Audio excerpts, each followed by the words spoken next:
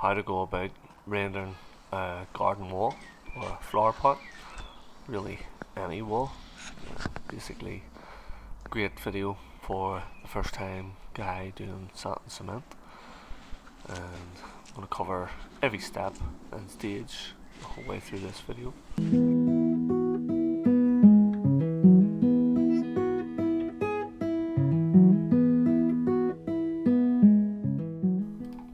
Here we are, and you have to start somewhere, and for rendering that is the scratch coat. Well, rendering new block, that is. Obviously if you're going over brick and stuff or old block, you might go down a different route, but this tutorial is all about the new block. And guys, if you want to be as good as myself at rendering or better, then definitely take on board my experience in doing this, or what you would say my knowledge, and make it your own. Tweak it to suit yourself. This particular job, every job is different. In this particular job, we seem to be using a very sharp sand. It's almost like a paving sand, and I am definitely struggling to apply it. So I would always recommend using nice, clean, washed plastering sand, because the better the materials, the better the job. But it's the sand we have, and it's the sand we're going to use. It was supplied for us. So again, you're going to want to probably know what the ratio is of the mix, what additives I've got in this mix, and basically the ratio is simple. It's 3 to 1. The walls are already wet as it was raining, and it's still been raining during this, and 3 to 1 might seem like a strong mix, but depending on your sand, obviously very coarse sand, it tends to dilute the cement a bit more. So 3 to 1 for the first coat, and I'll give the top coat in the next one. Look at the size of some of the stones in the sand. You can see I'm not impressed, but it is what it is. It is going to be strong when it sets. It's going to be solid, as it's got so many different size of particles, so it is going to lock in well. But basically, yes, I'm starting left to right here, and I'm scratching, and this one I am going to bead.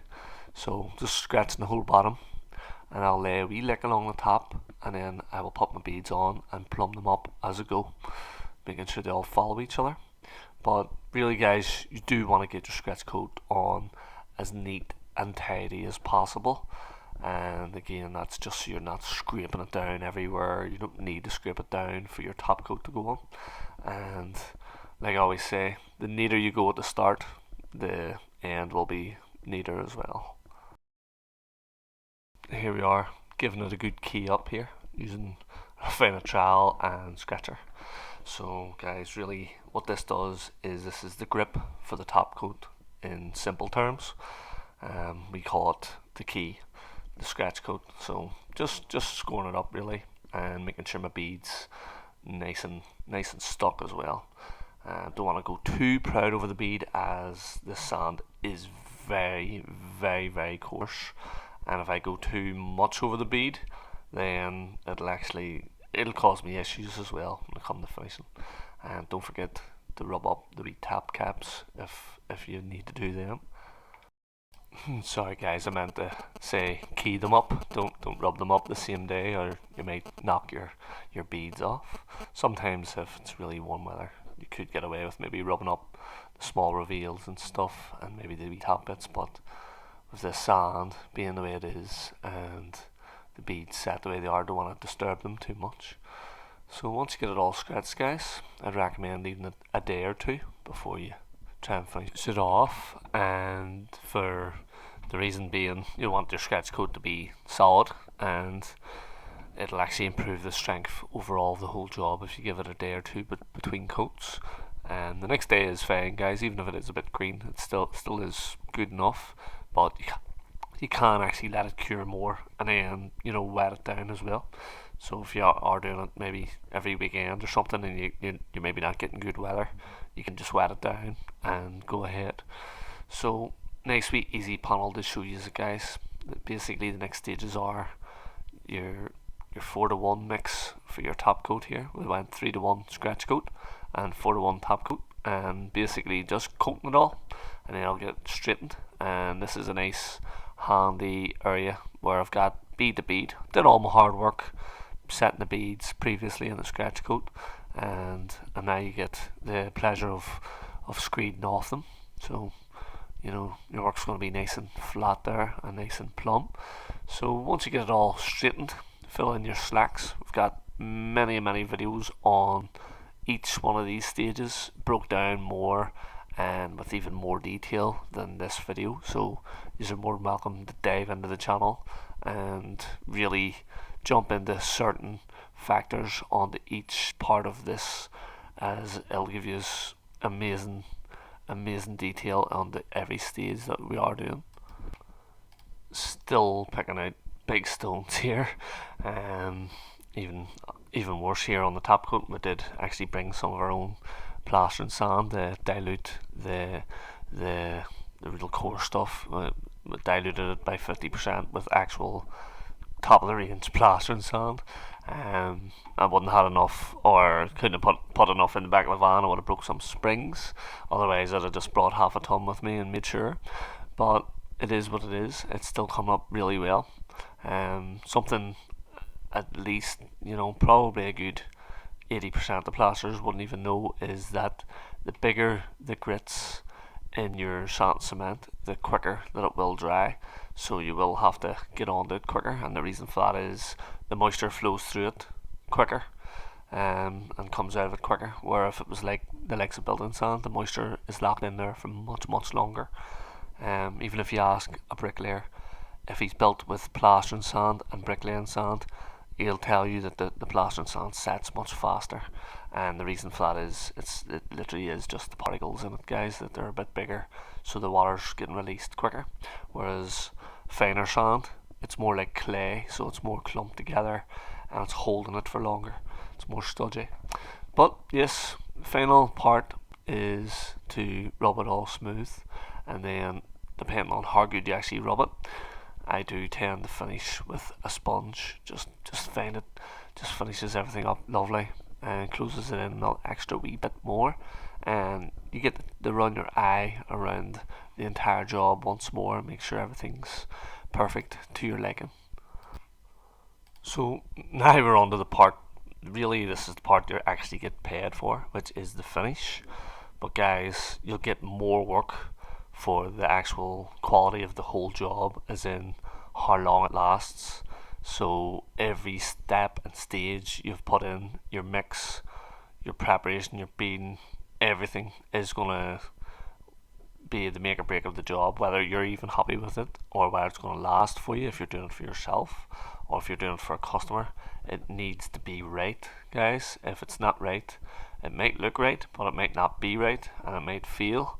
So really you do have to make sure all the stages beforehand, you've done them all to the best of your ability, and you've done them all right, the right mixes and the right methods. Everything that you've done, all preparation, all has to be right leading to this stage, because there's no point finishing it and it all gonna just fail. So you have to have things right before you even get to this stage.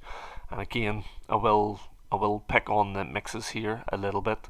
I've already given you the ratios, but I want to tell you what I added to the mixes here, and I'm going to explain why I added them, so you understand why I added them, and it'll help you pick what you want to mix in your render, and again why you want to mix it.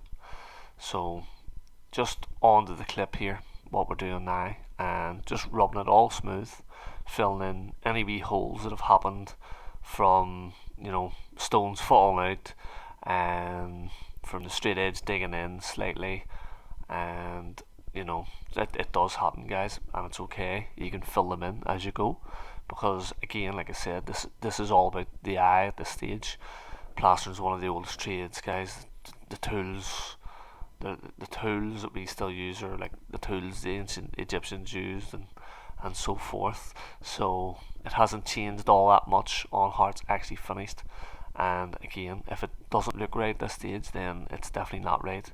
What I mean by that is, if there's holes and dips and waves there's something wrong. You've maybe haven't straightened it right. You might need to fill them areas back in and run your straight edge across them again. Before you just go ahead and do that, you can actually put a wee straight edge on it and check and see to yourself, go, right, okay, that's why it's not rubbing so good here.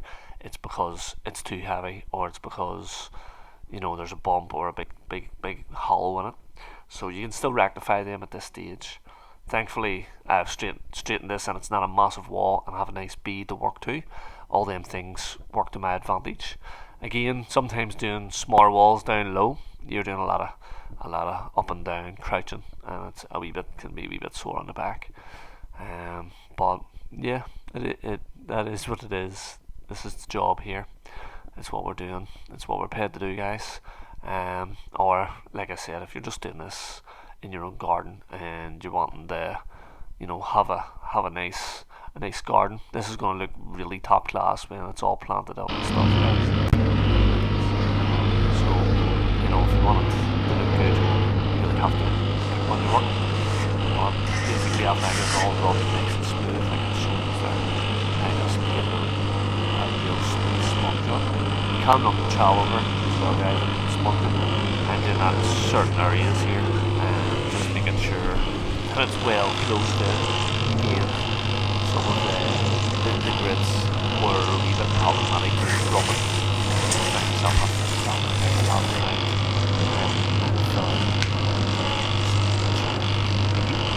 Do at the end on it, just give it a wash with the sponge. Make sure it's but as promised, additives in the mix. So in the scratch code here, guys, I added a nice drink of the SBR. And when I say that, now for every wheat bar full, there's probably 3 capfuls of the SBR. There's 1 water mix and there's 1 waterproofer added in as well. So it was, again, trying to make stuff a bit safer, a bit stronger, and making sure I'm sticking within the box. Wasn't a great key in the box. There's still plenty of key in it, but the Sam is just one double it up. Also with plastic beads with the SBR in the mix, and it made me feel a wee bit safer. Again, the top coat, I think I put 1 SBR in. You don't want to overdo your SBR on the top coat, as it will make it sector and it can make it a wee bit stickier.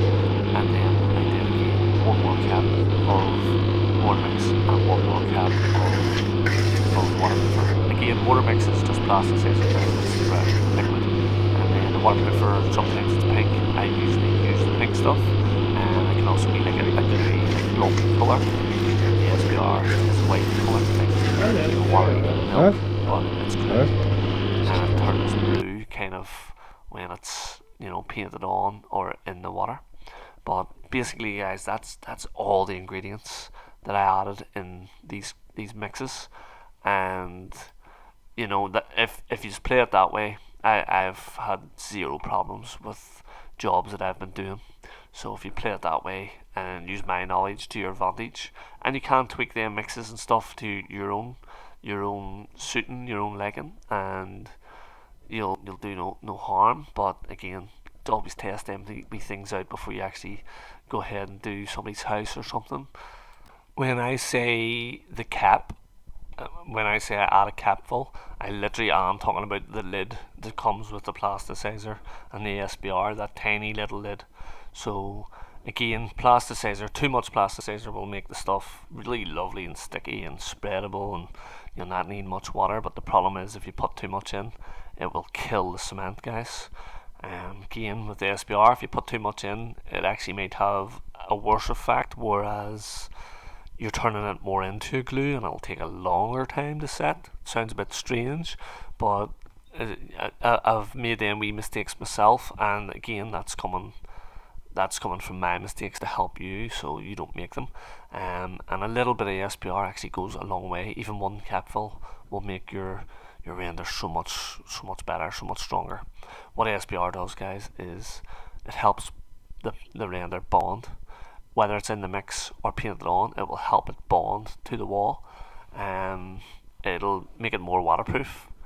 It's used in tanking coats, guys. That's what it's designed for.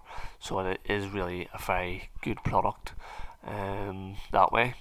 And the waterproofer, well, it does what it says. It stops the water penetrating the sand and cement. It helps repel it. Sand and cement is quite waterproof, especially when you're finishing it the way I am. You're making it a wee bit more waterproof, but with that little bit of added stuff in, you're making it repel the water that wee bit more. And then the other things you could add would be like frostproofer if it was really cold. Again, you shouldn't really be rendering if it is too cold, but frostproofer will set your render up that wee bit quicker again as well. And it's just, it comes out like a liquid. It looks like water really when you pour that out. Not sure what chemicals is in it to make the sand cement set quicker, but it does set it off a bit quicker. I think that's most of the ingredients you really would add to render. And again, the likes of this wall, you could make this wall look even better if you did acrylic on it and picked your colour. It would look real nice. The likes of the inside there, it's going to all be planted up so that this is going to look really, really nice. And there's going to be, I think there's going to be brick pavers down or flagstones and stuff down. So it's going to really, really be a nice place to sit in the summer. And you could definitely, you know, if you're a DIY, you could definitely have a wee go at something small like this yourself. Give yourself a challenge and a test. Take your time. Like I say, there's plenty of videos on this channel, and I more or less answer every comment back. So you'll always have a bit of help on this channel for sure. And again, guys, if you're new to the render, you are a plaster and you're sort of getting into the rendering, you know, with all these videos, it's just really, it would be the big helping hand that you would maybe need and a bit of confidence booster you get.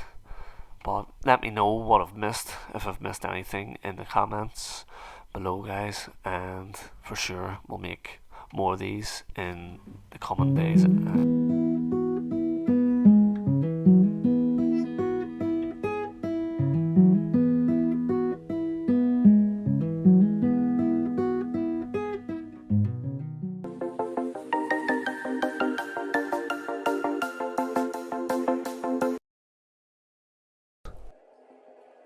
What we do in life echoes in eternity.